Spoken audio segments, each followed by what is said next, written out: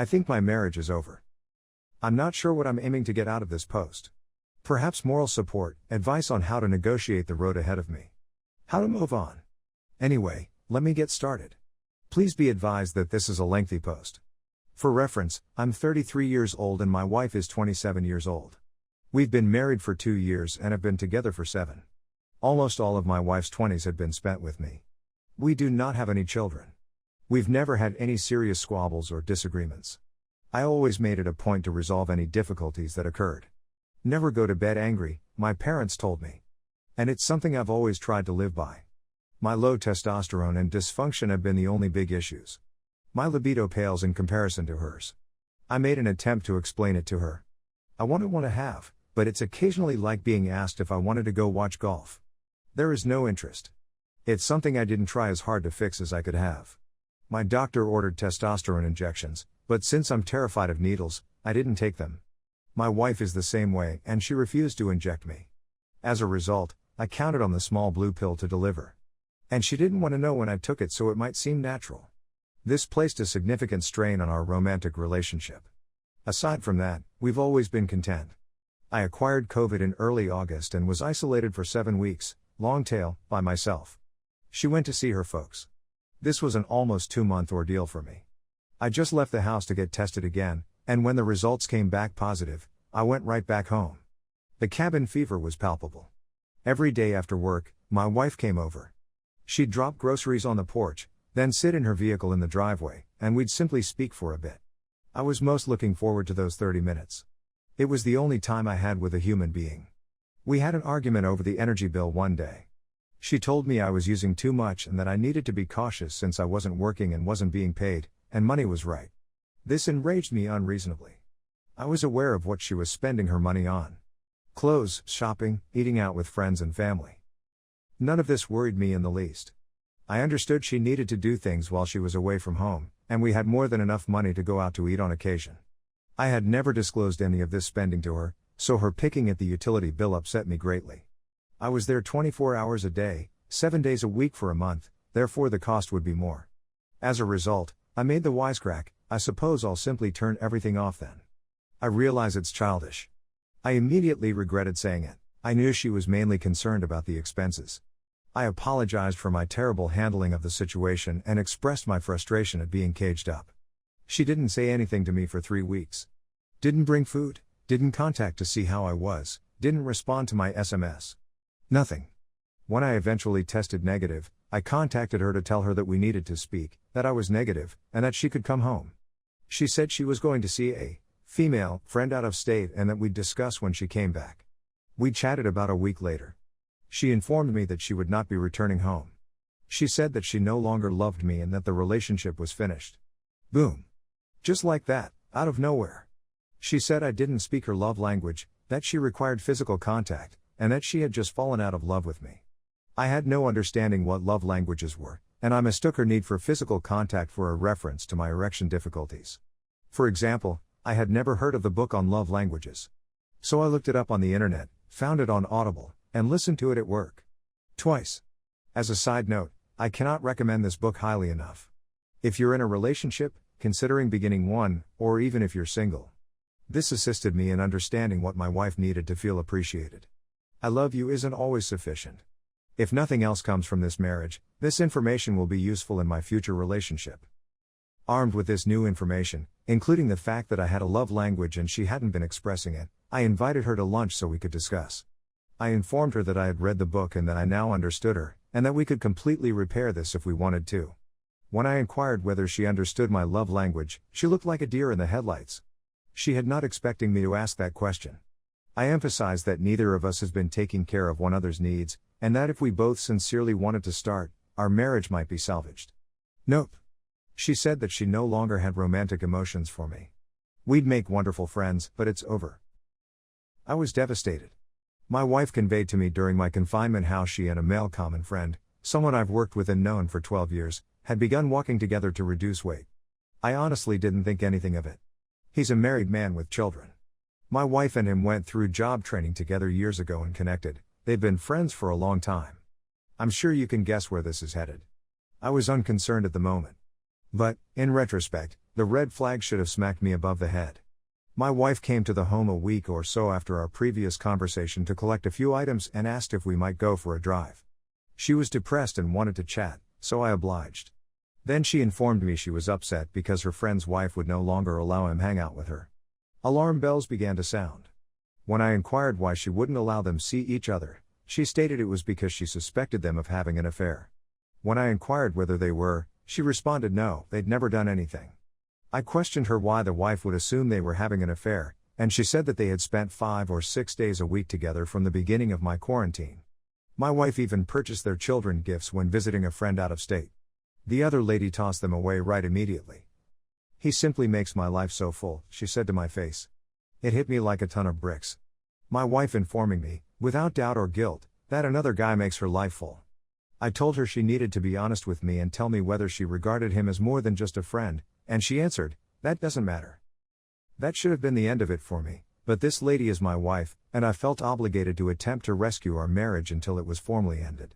For a time, we didn't discuss much about our relationship, but we did hang together more regularly. In the back of my mind, I knew she was spending more time with me since the other man's wife wouldn't allow them see one another any longer. The other wife found me on Facebook and phoned to tell me what she had discovered and to ask if I knew anything. She said she had left a recorder in his vehicle and had a tape of them at least kissing, if not more. They weren't talking, but she could hear movement. That stung. She also said that she and her spouse are attending marital therapy and attempting to repair their relationship. It was a wonderful conversation, both of us were suffering, there was no animosity or hatred between us. My wife came over to my place a few weeks ago to catch up on a program we'd been ignoring. Like she was departing, she said, I love you, as she usually does, and I replied, I love you even more. We've always done it, from the first time we told each other we loved one another. This time was different because we both knew the I love you more statement was real. When we established eye contact, my wife burst out laughing. That bordered on hysterical. She approached me, held me closer than she has in months, and then sobbed. I held her till she calmed down little, and then we went for a drive since that was the greatest way for her to relax. We had a lengthy discussion. Things was the closest we'd gotten to genuinely attempting to solve it. She said that she had believed that leaving me was the best decision for her, but now she had no clue, that she didn't know what she wanted or what she was doing, and that she just needed time to work things out. Before she moved back in with me, she suggested marital therapy, and I assured her that it was a must. I assured her I'd go to any length to try to repair it.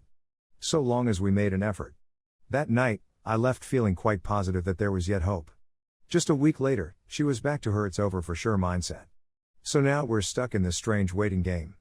I'm still, foolishly, waiting for her to return home, while she's waiting for her lover to divorce his wife. Meanwhile, she and I are still hanging together.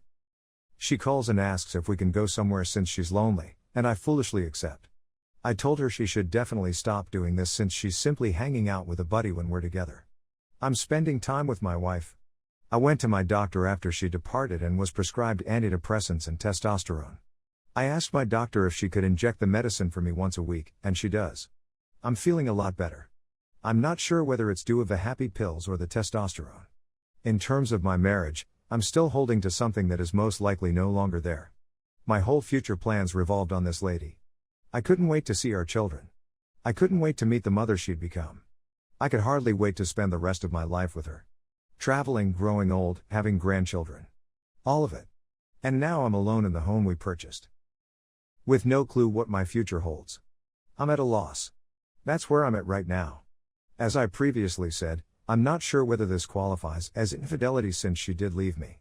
Though I'm sure she had an emotional attachment with him when I was confined. And perhaps before that.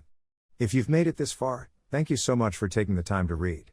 I realize it was a long and winding story. But it did help a little to get it all out. If you have any recommendations, words of wisdom, or words of encouragement. Anything. I could really use it right now. Thanks. Update, I've told my wife no. One piece of advice I kept hearing in the last post was to tell her no when she wanted to hang out and to cease being accessible to her whenever she wanted. So I went to where she was staying for the holidays. I wanted to wish the individuals she's staying with a Merry Christmas since they've been friends of mine during the last 7 years that I've been with my wife. My wife and I had presents to exchange as well. To achieve this, we headed to her room. She got me several clothing and a wallet, which she buys me every year. I bought her a pair of costly Funko Pops of her favorite TV show characters. She shook her head and giggled as she glanced over at her desk at a video game. I took a look at the game, which she had purchased for herself when I was visiting her a few weeks ago, and inquired what she was laughing about. "It isn't the copy I purchased for myself," she said. She was essentially telling me what the other guy had gotten her for Christmas. The boldness of it all astounded me. As if it were some kind of competition. Never mind that each of the pops I purchased cost the same as the game. She then said that she wanted to go for a drive and asked if I wanted to accompany her. "No," I said. "So you're just going to go home and do nothing?" she said. And I replied, "I'm sure you're going to play video games." I told her I didn't believe we should hang out anymore since she had previously told me what she wanted months before. And if we're really done, I need to get going. She shrugged and replied okay as dismissively as she could. That was the end of it. We haven't talked since I got home. I just wanted to let you know about it. I realize it's a little detail, but I don't feel like I've won anything here. But I know this is an essential step if I'm ever going to get out of this funk I'm in. Update 2, I went mainly no contact shortly after the start of the year. We didn't eat anything, and the most of our chats were entirely business related. Can you tell me the password to my Allstate account? Or do you know where insert item is? We would sometimes spend a month or more without speaking at all. I realize this isn't the absolutely no contact everyone requested, but it's the best I could do. Despite this, I still, foolishly, hoped for reconciliation. That optimism faded as the months passed, and I gradually realized that the marriage was finished. She is still waiting for the other guy to leave his wife and children, but he hasn't done so and doesn't seem to be willing to do so. But she is certain that he would select her one day. Her and I went to the courthouse today to submit our divorce papers. She isn't fighting for the property or any money, so it should be a simple and straightforward procedure. Now all we have to do is wait for the court to pick a date for us to meet a judge. She said once again that she wants to remain friends and that none of this was easy for her. I informed her that I couldn't be her friend. I can't simply pretend that everything is okay. Perhaps one day, but not anytime soon. And, moreover, if she gets her way and the other man abandons his family for her, he won't want her to visit me anyhow. I'll do anything I want, she replied. So I said, even if you get everything you desire. If he abandons his family and chooses you, are you going to disregard his sentiments the same way you ignore mine? She didn't respond. Most of our friends and family are aware that we are no longer together, but many are unaware of her involvement with the other guy. I know the prevailing opinion was to expose her so that everyone would know the truth. Those who need to know are aware, and I am content with that. I'm thinking of creating a Facebook post simply stating that we filed for divorce. I'm not going to go into specifics since those who need to know the truth already do, and I don't want to stir drama before we meet the judge. I've had a difficult day. Most of the time, I'm just depressed. A lot of things I thought I'd gotten over have resurfaced. Mostly, I'm simply heartbroken that the lady I love is no longer among us. Because I no longer see the lady I married when I look at her. That lady seems to have died a year ago. Anyway, it seems that this chapter of my life is drawing to a close. And the process of healing and moving ahead can now begin in earnest. I'm not sure how long it will be until I attempt dating again. I feel like I need to be completely done with this before I attempt. The next lady does not deserve to be knee-deep in my baggage. I need to relearn how to flirt and date. Please wish me luck.